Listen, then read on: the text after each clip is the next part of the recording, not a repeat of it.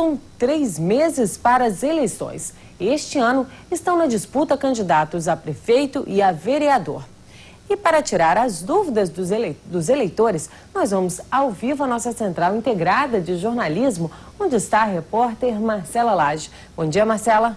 Bom dia, Juliana. Nas eleições deste ano tem bastante dúvida. A começar por Boa Esperança e São Gabriel da Palha. São dois municípios que existe apenas um candidato. O que acontece nesses casos? A gente vai tirar as dúvidas agora com o doutor Marcelo Ferreira Pinto, advogado especialista. Doutor Marcelo, como é que fica nesse caso? Ainda há eleição? Ainda há eleição. Se prevalecer o posicionamento atual do TSE, haveria eleição em um único turno, né?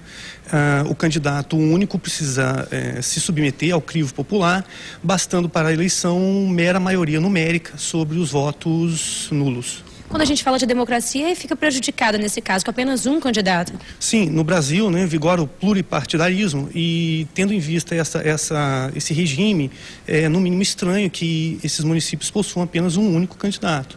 Isso prejudica um pouco a escolha popular. Bom, prejudica a escolha, mas já que existe um único candidato, como a população pode agir nesse caso? Se ela avaliar a plataforma do político e não gostar, o que a população deve fazer para poder não fazer uma escolha errada?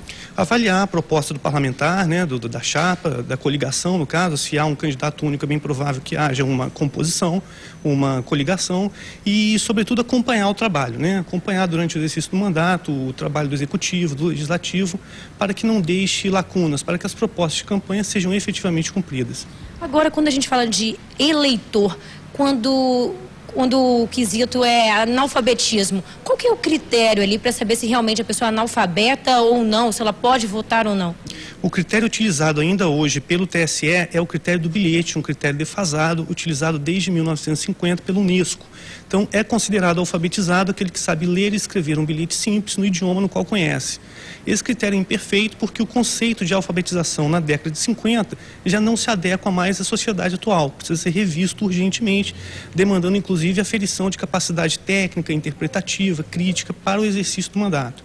E como é que fica, então, já com essa técnica defasada, a eleição com uma pessoa que pode ser realmente analfabeta e está votando? Para comprovar a alfabetização, o candidato precisa juntar o documento que comprove a sua escolaridade. Não juntando, ele pode fazer uma declaração de próprio punho na presença do juiz ou então submeter um teste. Esse teste, na verdade, fica a critério de cada juiz aferir, estabelecer os critérios, né, os parâmetros que vão ser utilizados como avaliação da alfabetização. Caso o candidato não se submeta ou se recuse a submeter, ele pode ter o registro de candidatura negado. Agora a gente está tendo uma eleição diferente esse ano, né? A gente vê que o Ministério Público colocou aí no site, a população pode conferir como que se o político tem uma ficha suja ou não, e a gente já tem 546 pedidos de impugnação. Como é que o senhor avalia isso? Há um clamor geral da população pela moralidade, pela ética, pela probidade na política, não só no legislativo, como também no executivo, né? Diante de todos esses escândalos que o Brasil testemunhou nos últimos tempos, a população já se cansou de determinadas condutas dos agentes públicos. Portanto, o que importa nesse momento agora é aferir realmente a capacidade de cada agente público para o exercício do mandato eletivo.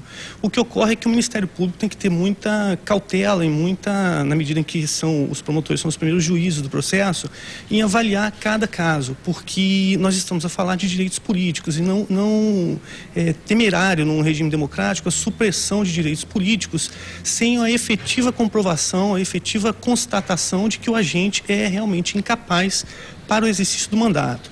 Portanto, entendo, né, e o TSE também entende dessa forma, que seria necessário para a negativa do registro de candidatura, no mínimo um trânsito em julgado, uma decisão definitiva que ateste realmente a incapacidade ética, moral daquele determinado candidato para o exercício da vida pública. Só para a gente poder concluir, realmente, então a gente pode ter uma eleição diferente esse ano, já que se a população tem memória curta, o Ministério Público está ali para lembrar, né? Sim, o Ministério Público está ali para lembrar, a população, na verdade, tem que acompanhar também e cada vez mais as eleições tendem a ser transparentes, justamente por conta da divulgação desses dados, do desempenho, do perfil de cada candidato, né? Isso é saudável, é bom para a democracia, que a população acompanhe realmente o trabalho de cada candidato, não só daqueles que se propõem a ingressar pela primeira vez na política, como preponderantemente aqueles que já desempenham o cargo eletivo.